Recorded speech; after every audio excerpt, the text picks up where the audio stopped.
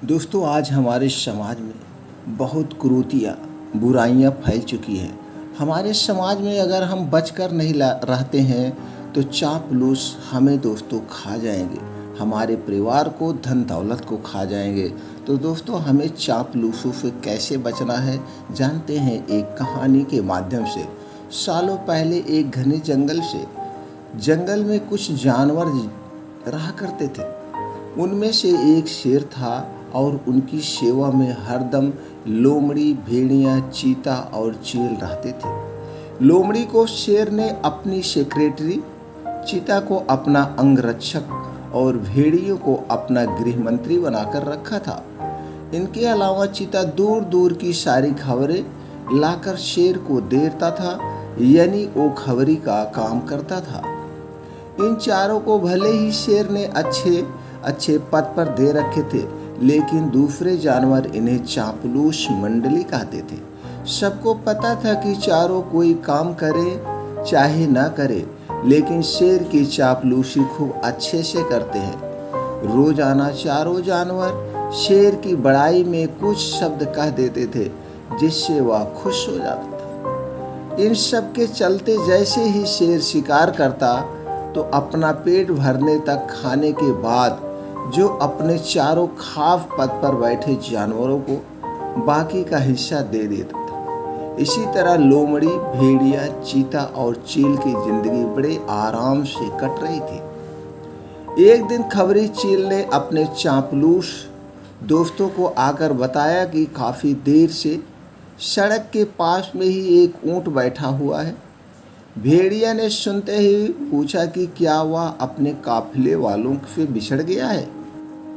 चीते ने इस सवाल को सुनते ही कहा कि चाहे जो भी हो, हम उसका शिकार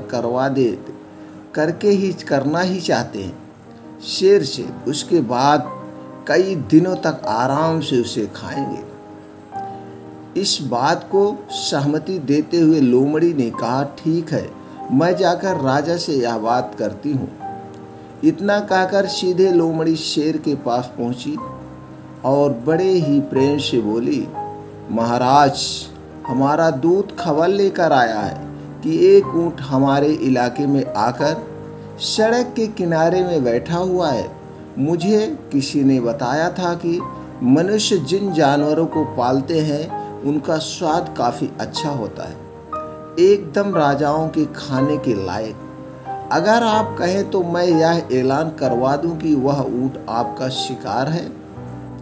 लोमड़ी की अच्छी बातों में आकर शेर ने कहा, ठीक है। इतना कहते ही वह उस जगह से पहुंच गया जहां ऊंट बैठा हुआ था। शेर ने देखा कि वो ऊंट काफ़ी कमज़ोर और उसकी आंखें भी काफ़ी पीली हो चुकी थी। उसकी ऐसी हालात शेर ने देखी नहीं गई। उसने ऊंट से पूछा कि दोस्त, तुम्हारी ऐसी हालात कैसे हो गई है? कहारते हुए ऊंट ने जवाब दिया, जंगल के राजा, क्या आपको नहीं पता कि सारे इंसान कितने दयाहीन होते हैं? सारी उम्र मुझसे एक व्यापारी ने माल ढुलवाया। अब मैं जब बीमार हो गया तो उसने मुझे अकेले मरने के लिए छोड़ दिया। उसने सोचा कि मैं उसके किसी काम का नहीं रहा, इसी वजह से आज वो मुझे अपने साथ नहीं रखा है और न ही मेरा इलाज करवा रहा है। अब आप ही मेरा शिकार कर लीजिए ताकि मुझे इस दर्द से मुक्ति मिल जाए। इन सब बातों को सुनकर शेर काफ़ी दुखी हुआ। उसने ऊंट से कहा कि अब तुम इसी जंगल में रहोगे हमारे साथ, यहाँ तुम्हें कोई भी नहीं मारेगा।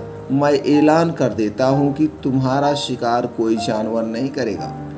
शेर की इस दयालुता को देखकर चारों चापलूस जानवर दंग रह गए। धीमी आवाज में भेड़िए ने कहा कि कोई नहीं, बाद में इसे किसी तरह से मरवा देंगे, अभी जंगल के राजा का आदेश मान लेते हैं। ऊंट अब उसी जंगल में आराम से रह रहा था। अच्छे से हरी घास खाते खाते ऊंट एक दिन बिल्कुल स्वस्थ हो गया। वो हमेशा शेर के प्रति आदर भाव रखता था और शेर के दिल में भी उसके लिए दया और प्रेम की भावना थी। अब शेर की शाही सवारी भी स्वस्थ ऊंट निकालता था। वो शेर के चारों खास पदाधिकारी जानवरों को अपनी पीठ पर बैठाकर चलता था। एक दिन चापलूस जानवरों ने जंगल के राजा शेर को हाथी का शिकार करने के लिए कहा। राजा ने भी मान लिया, लेकिन वो हाथी पागल था। उसने शेर को बुरी तरह से पटक दिया। किसी तरह से शेर पागल हाथी से बच तो गया, लेकिन उसे काफी चोटें लग गई। अब बीमार शेर बिना शिकार किए किसी तरह से अपनी जिंदगी जीने लगा। उसके सेवक भी भूखे थे। उनके मन में हुआ कि आखिर ऐसा क्या करें कि कुछ खाने को मिल जाए। फिर उनका ध्यान हट्टे कट्टे हो चुके ऊंट पर गया। सबने मिलकर एक तरकीब सोची और राजा के पास चले गए। सबसे पहले भेड़िए ने कहा कि महाराज, आप कितने दिनों तक भूखे रहेंगे? मेरा शिकार करके मुझे ही खा लीजिए, आपकी भूख मर जाएगी।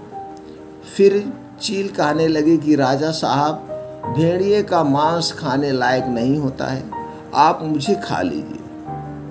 चील के पीछे ढकेलते हुए लोमड़ी बोली, तुम्हारा मांस इनके दांतों में ही लग कर रह जाएगा, आप इन्हें छोड़िए, मुझे खा लीजिए। एकदम से फिर चिंता बोला, एकदम से फिर चीता बोला कि इसके शरीर में आपको सिर्फ बाल ही मिलेंगे, आप मुझे खा लीजिए, अपनी भूख मिटा लीजिए। ये सब उन चापलूस जानवरों का नाटक था जिसे ऊंट नहीं समझ पाया। उसने भी एकदम से कहा कि महाराज, सबको जाने दीजिए, मेरी जिंदगी तो आपकी दी हुई है, आप इस तरह से भूखे क्यों रहेंगे? आप मुझे मारकर खा लीजिए। चारों चापलूस जानवरों को इसी बात का इंतजार था। उन्होंने एकदम कहा कि ठीक है महाराज, आप ऊंट को ही खा लीजिए। अब तो ये खुद ही कह रहा है कि मुझे खा लो, और इसके शरीर में मांस भी काफ़ी ज़्यादा है।